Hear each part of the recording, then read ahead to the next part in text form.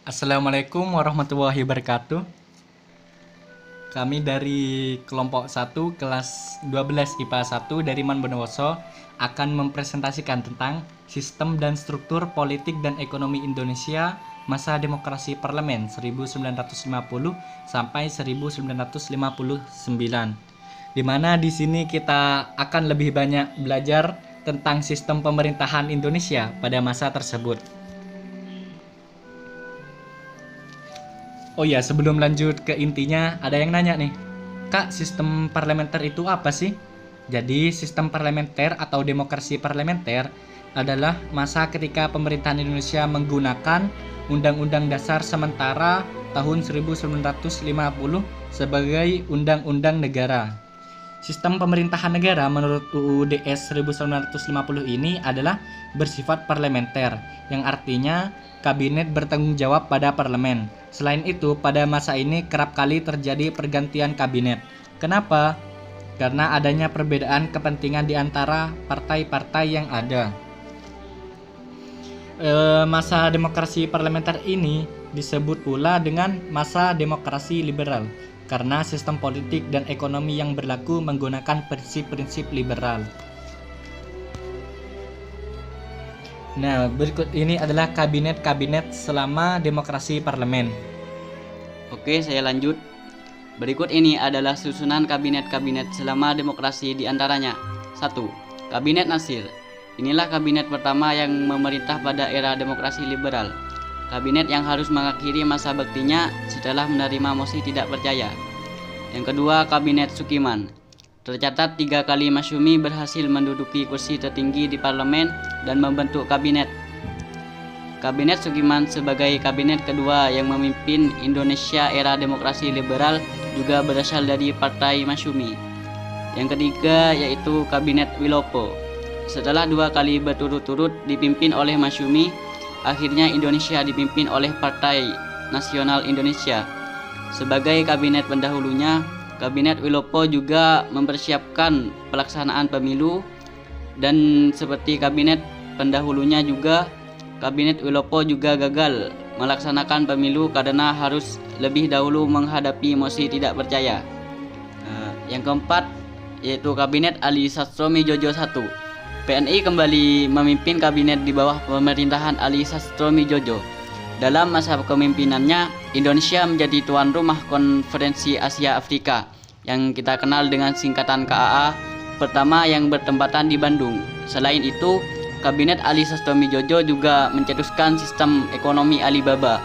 Program tersebut bertujuan untuk menciptakan pengusaha lokal melalui pengadaan pelatihan hingga pemberian kredit dan izin impor. Yang kelima yaitu Kabinet Burhanuddin Harahap. Kabinet Burhanuddin Harahap yang datang dari Masyumi ini adalah satu-satunya kabinet yang tidak dibubarkan karena mosi tidak percaya oleh fraksi partai yang ada. Kabinet Burhanuddin berhasil menyelenggarakan pemilu dan kekuasaan harus diserahkan ke pemenang pemilu. Yang keenam yaitu Kabinet Ali Sastromijojo II. Sebagai pemenang pemilu, PNI berhak untuk membentuk kabinet guna menjalankan roda pemerintahan. Ali Sastromijojo kembali ke kursi Perdana Menteri.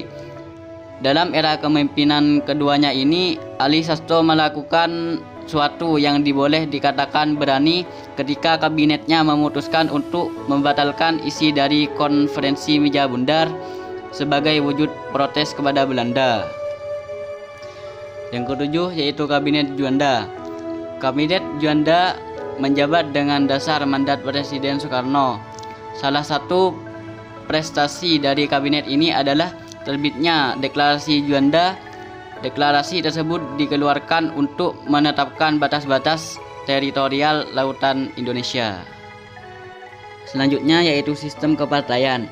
Partai politik adalah suatu kelompok terorganisir, artinya terencana, yang anggotanya mempunyai cita-cita yang sama, yang mempunyai tujuan untuk memperoleh, merebut, dan mempertahankan kekuasaan secara konstitusional. Jadi munculnya partai politik ini erat kaitannya dengan kekuasaan.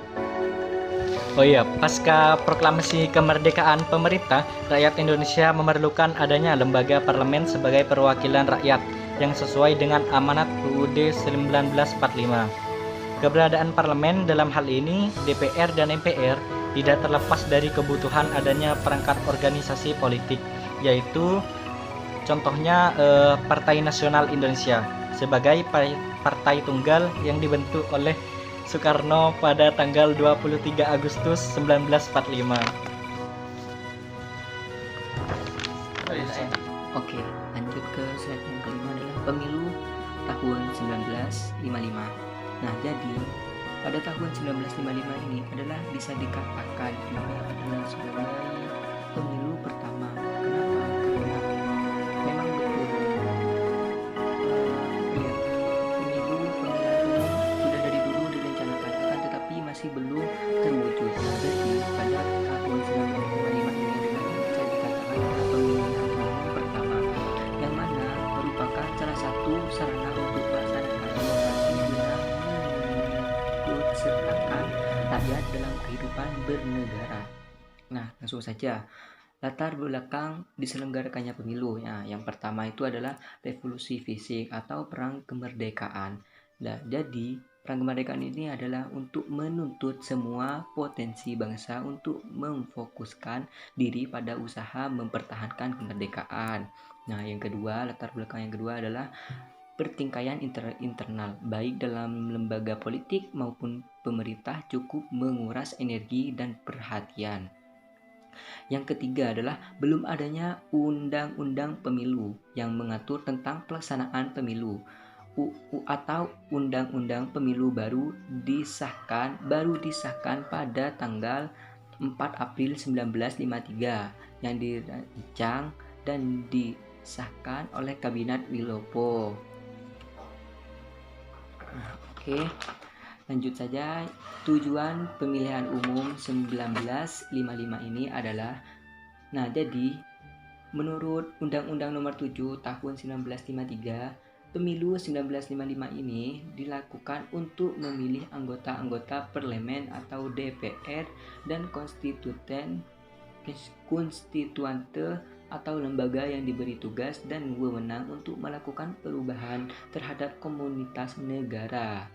Adapun sistem pemilihan umum yang dipakai adalah sistem perwakilan proporsional.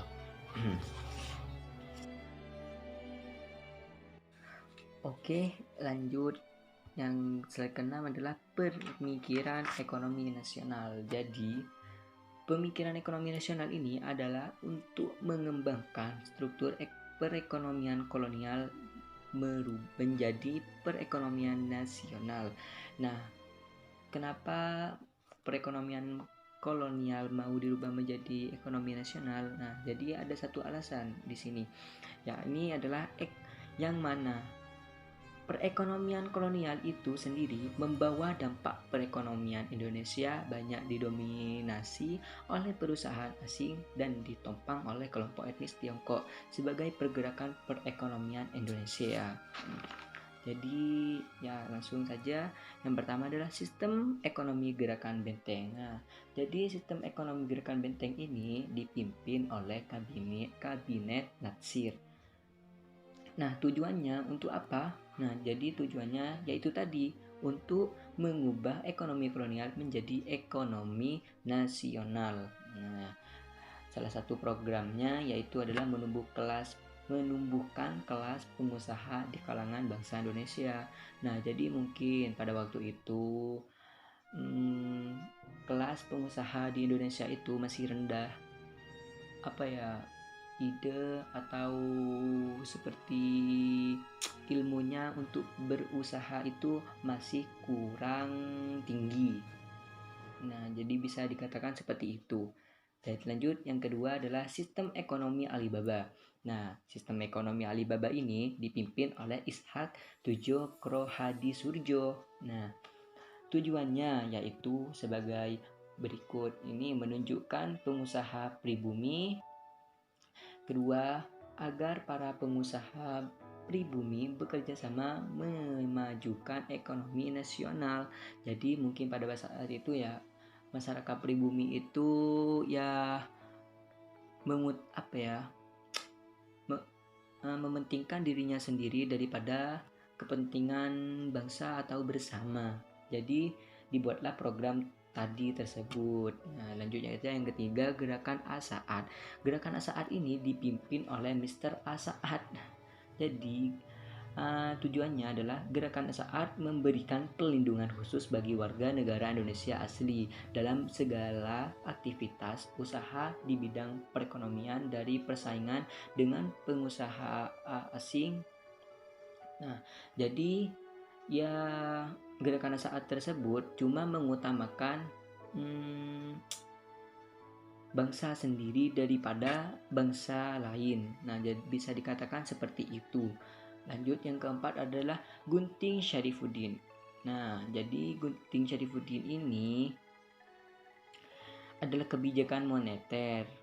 Nah, jadi kebijakan moneter yang dibuat oleh Syarifuddin Prawinegara. Ya, yang mana kebijakan itu dibuat untuk mengatasi suatu ekonomi Indonesia yang pada saat itu sedang terpuruk, utang menumpuk, inflasi tinggi, dan harga melambung. Nah, jadi kebijakan moneter tadi itu dibuat untuk menutupi segala kekurangan Indonesia pada saat itu.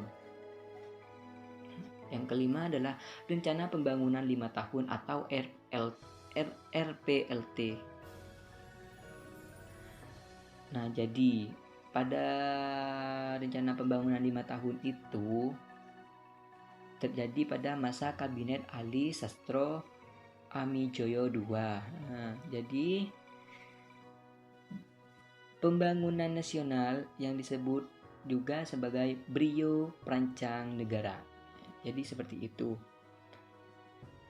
Jadi pada Rencana Pembangunan 5 tahun itu ada permasalahan, jadi tidak lancar. Nah, yang pertama adalah adanya depresi ekonomi di Amerika Serikat dan Eropa Barat pada akhir tahun 1957 dan awal tahun 1958 yang mengakibatkan ekspor dan pendapatan negara merosot. Jadi pada saat itu rencana pembangunan 5 tahun tersebut masih tertunda karena ekspor dan pendapatan negara semakin berkurang. Yang kedua, perjuangan pembebasan Irian Barat dengan melakukan nasionalisasi perusahaan-perusahaan Belanda di Indonesia menimbulkan gejolak ekonomi. Yang ketiga, adanya ketegangan antara pusat dan daerah sehingga banyak daerah yang melaksanakan kebijakan ekonominya masing-masing. Nah, pada saat itu pemerintah pusat dan daerah itu bermasalah atau ada tengkar lah gitulah, tidak akrab, tidak bisa kerjasama gitu. Jadi ya mengutamakan keberhasilan sendiri-sendiri. Jadi pada saat itu RPLT tertunda lagi. Nah, jadi tidak selesai-selesai. Yang keenam adalah nasionalisasi perusahaan. Nah, jadi pada nasionalisasi perusahaan ini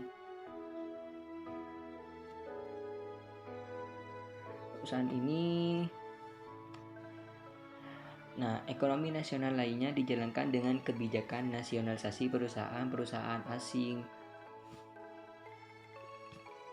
Sedangkan nasionalisasi tersebut adalah proses di mana negara mengambil alih kepemilikan suatu perusahaan milik swasta atau asing.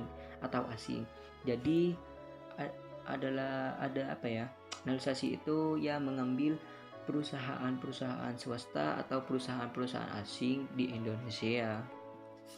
Ya, mungkin seperti itu. Cukup sekian dari saya. Assalamualaikum warahmatullahi wabarakatuh.